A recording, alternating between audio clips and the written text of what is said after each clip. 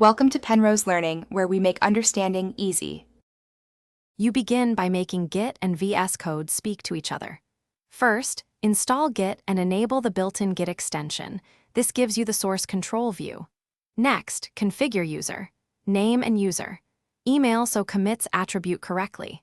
Once done, clone an existing repository or run git init in terminal, then open that folder in Vscode. This step wires your project into the editor, so source control, and the git commands are immediately available for the next actions.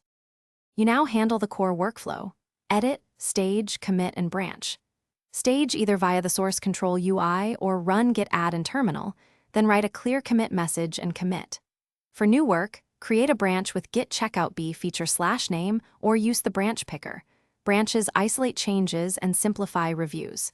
Make sure to pull remote changes often.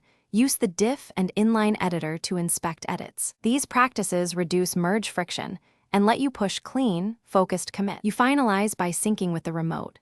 Push your branch, then open a pull request on your hosting service to merge.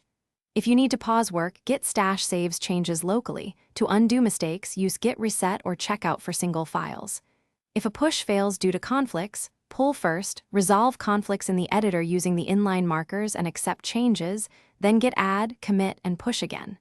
Tip: if merge state feels stuck, run git status to see required actions and follow its guidance. Thanks for watching. If this was helpful, leave a like and consider subscribing. See you next time.